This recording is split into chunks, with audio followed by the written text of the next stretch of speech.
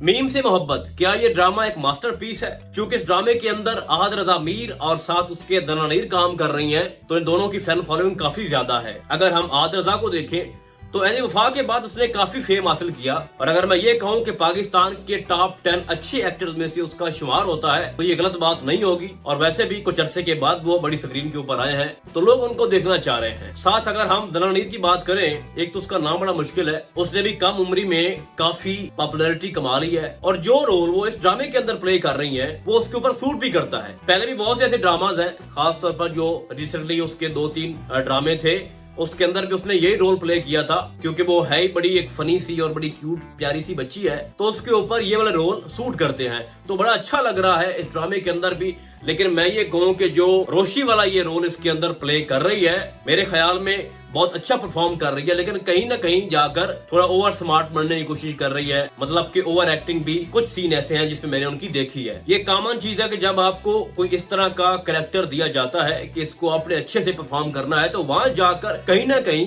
Over चीजें हो जाती हैं। रोशी को जिस तरह से दिखाया गया है कि वो पढ़ाई से बिल्कुल ही उसको पसंद नहीं करती, मतलब एक लाडली बच्ची जिसको कोई परवाह नहीं है, एक माँ उसको डांट रही होती है, बाकी सारे उसको सपोर्ट कर रहे होते हैं, उसकी बड़ी बहन भी उसको सपोर्ट करती है, उसका दादा भी। और अगर हम उसकी फुफ्फो की बात करें तो बड़े अच्छे से ये दिखाने की कोशिश की गई है कि वो भी बचपन में ऐसी थी जिस तरह से रोशी है। मतलब कि ये पहली लड़की नहीं है उनके खानदान में जो इस तरह की हरकतें कर रही है। पहले भी उनकी अगर फुफ्फो की बात करें तो वो भी इसी तरह की थी, मतलब कि एक ऐसी फैमिली जो कि कॉमेडियन फैमिली है, हंसी मजाक उनके अंदर चला रहता है, तो उनको इस टाइप का दिखाया गया है। अब अगर हम बात करें तलहा साहब की, तलहा का रोल क्योंकि आद रजा प्ले कर रहे हैं, तो उसकी स्टोरी बड़ी डीप है, उसका जो माजी है वो बड़ा डार्क है। वो जो एक बच्चा दिखाया गया है ना, उसके पीछे 2 रीजन हो सकती है। पहली रीजन में ये हो सकता है कि वो किसी और का बच्चा हो और उसके जो पेरेंट्स हैं या उसकी जो माँ थी उसका जो एक्सीडेंट हुआ, जो भी इंसिडेंट हुआ वो इसकी वजह से हुआ था, तो इसको लगता है कि इसकी जो कफालत है वो मुझे करनी चाहिए।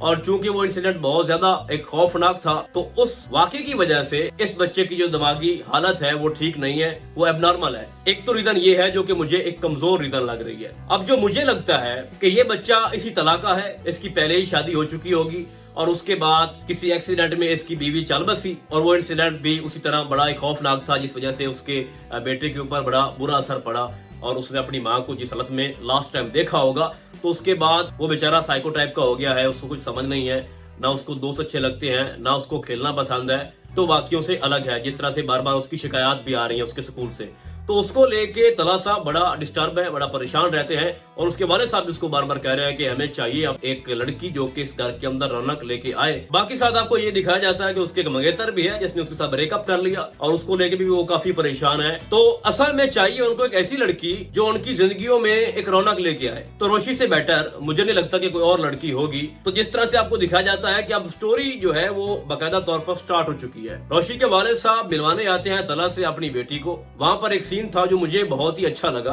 क्योंकि तलहा को रोशी पहले देख चुकी है। जब उसका ब्रेकअप हो रहा था तो उसने वहां पर वीडियो बनाई थी, तो उस वीडियो के अंदर तलहा को देखा जा सकता है। उसको पहचानने की कोशिश कर रही थी ना बार बार, मतलब उसने गैलरी खोली, फिर उसको देखती है, फिर गैलरी को देखती है वहां से। तो वहां पर मुझे सच बताऊं रोशी जो है ना बड़ी क्यूट लग रही थी, और चूंकि उसके वालिद साहब की एक बड़ी सिफारिश थी तो उसने इनकार नहीं किया। उसने कहा कि ठीक है, कल से ये ज्वाइन कर सकती है। अब आगे जाके आपको बड़े अच्छे फनी सीन दिखाए जाएंगे। रोशी जैसे ही अपनी जॉब स्टार्ट करेगी तो वो अपनी हरकतों से बात नहीं आएगी। उसकी कुछ एक्टिविटीज जो है वो तला साहब को पसंद आएगी और कुछ से वो नफरत करेगा, उसको इग्नोर भी करेगा। तो टाइम के साथ साथ एक ऐसा लम्हा आएगा जब तला उसको लाइक करना शुरू कर देगा और मान जाएगा कि इस लड़की के अंदर पोटेंशियल है, लेकिन थोड़ा सुधरने वाली है और इसको सुधारा जा सकता है। फिर वो सोचेगा कि जिस तरह से हमारे घर का माहौल है, अगर ये लड़की वहाँ पे एडजस्ट हो जाए, और जो हालत हमारे बच्चे की है, और चूंकि ये लड़की बड़ी शरारती और बड़ी फनी है, तो हो सकता है कि इसकी सेटिंग हो जाए मेरे बच्चे से। और ये आपको बाद में दिखाया जाएगा कि जब उसकी मुलाकात उसके बेटे से होगी तो वो उसका फ्रेंड बन जाएगा। तब जाके उसके वालिद साहब उसको बोलेंगे कि मुझे लगता है कि ये जो लड़की है ये इस घर में खुशियां ला सकती है, और चूंकि तुम्हारे बेटे की अंडरस्टैंडिंग इसके साथ ऑलरेडी हो चुकी है, तो अगर यही लड़की इसकी माँ की सूरत में इसे पेश कर दी जाए तो क्या अच्छा होगा। तो मुझे लगता है कि वहां से ये ड्रामा आगे हाइप पकड़ेगा, इन दोनों की शादी आपको दिखाई जाएगी जो कि हो जानी है। लेकिन जिस तरह से आपको रोशी शुरू में दिखाई जा रही है कि बिल्कुल ही एक लोफर टाइप है, इमेच्योर हरकतें करती है, उसी तरह आगे जाके उसको एहसास हो जाएगा कि अब मुझे मेच्योर होना है और मेरे ऊपर जो जिम्मेदारियां हैं उसको पूरा करना है। तो वो बड़े मजे की सीन होंगे जब रोशी को मोहब्बत होगी तलहा से, तलहा को रोशी से। ओवरऑल मैं ये समझता हूँ कि अगर हम ड्रामे की कास्ट को देखें तो जितने भी बाकी कैरेक्टर्स हैं वो बोर नहीं है। अगर हम उसकी फुप्पो की बात करें तो दिल नहीं करता कि इसके सीन को हम आगे गुजारें। अगर हम उसकी माँ की बात करें, उसके दादा की बात करें तो वो भी बोर नहीं होने देते, और खास तौर पर जो उनके पड़ोसी हैं वो भी बड़े फनी मिजाज लोग हैं। तो ओवरऑल ये ड्रामा बहुत अच्छा है। मेरे नजदीक ये एक ड्रामा मास्टरपीस ड्रामा है और हमें इसको देखना चाहिए, और मैं तो बड़े शौक से इसको देख रहा हूँ। बाकी आपको क्या लगता है आपने मुझे कमेंट में लाजिम बताना है। तो फिलहाल आज के लिए बस इतना ही। हम आपको बहुत जल्द मिलेंगे किसी और ड्रामा के नैरेटिव में। तब तक के लिए अल्लाह हाफिज।